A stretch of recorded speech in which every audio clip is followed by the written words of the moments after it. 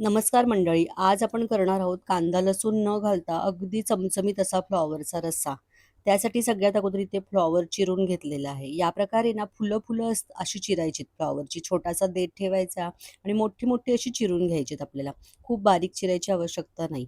आता हा पाण्यामध्ये आपल्याला घालायचा आहे. त्या अगोदर इथे एक टोमॅटो चिरून घेतलाय, एक मोठा बटाटा चिरून घेतलाय आणि पाणी की नाही उकळून घ्यायचं चांगलं. त्याच्यामध्ये 1 चमचा मी मीठ घातलेलं आहे.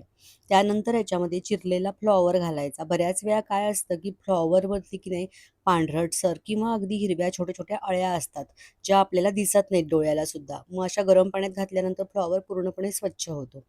त्यानंतर इथे काही खडे मसाले घेतलेले आहेत. 1 चमचा धणे घेतलेत, 1 चमचा जिरे घेतलेत, 1 चक्रफूल, 2 लवंगा घेतल्यात, 1 चमचा खसखस आणि 1 चमचा पांढरे तीळ घेतलेले आहेत. सगळं इथे आपल्याला भाजून घ्यायचं आहे. खसखस आणि तीळ की नाही पटकन भाजले जातात त्याच्यामुळे की नाही गॅसची फ्लेम स्लो ठेवायची. स्लो गॅसवरती अगदी खमंग मस्त असा वास येईपर्यंत हे भाजून घ्यायचे.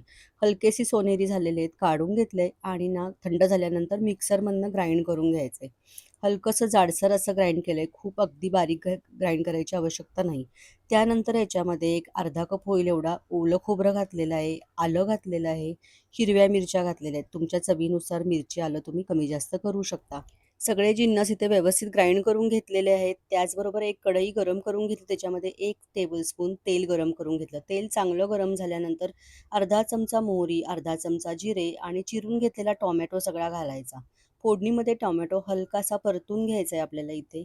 त्यानंतर ह्याच्यामध्ये आपण जो तयार करून ठेवलेला मसाला आहे ना, तो घालायचा. ह्याच्यामध्ये आपण खडे मसाले आणि ओलं खोबरं घातलेलं आहे. त्याच्यामुळे त्याचा स्वाद मस्त येतो आणि या भाजीमध्ये आपण कांदा लसूण अजिबात घालणार नाहीये. त्यामुळे ही भाजी सात्विक अशी तयार होते.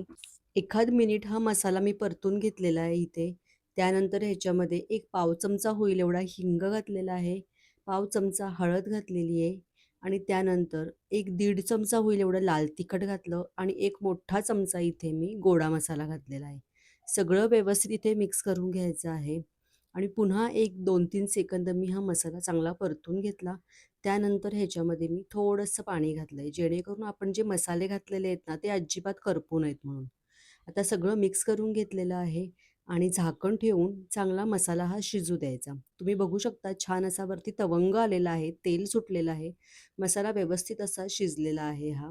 म्हणजे काय होतं, जसा हा मसाला चांगला शिजतो ना, त्याप्रमाणे याचा खमंगपणा भाजीमध्ये उतरतो. त्यानंतर ह्याच्यामध्ये मी बटाटे चिरलेले घातलेले आहेत. त्याचबरोबर इथे चिरलेला फ्लॉवर घालायचा आणि सगळं व्यवस्थित मिक्स करून घ्यायचं.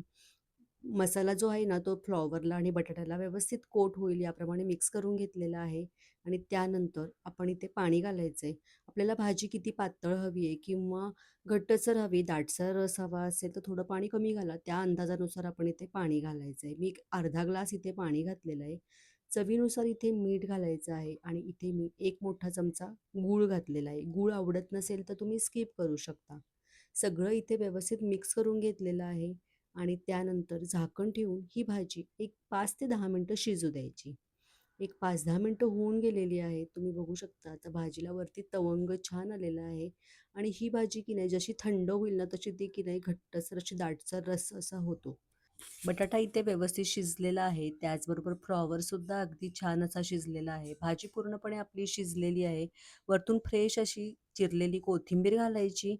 मस्त आपला हा फ्लॉवर बटाट्याचा कुर्मा किंवा फ्लॉवर बटाट्याचा रस्सा तयार झालेला आहे. कांदा लसूण विरहित आपण ही भाजी केलेली आहे. त्याच्यामुळे ही अतिशय सात्विक होते. कोणत्याही नैवेद्यासाठी चालते.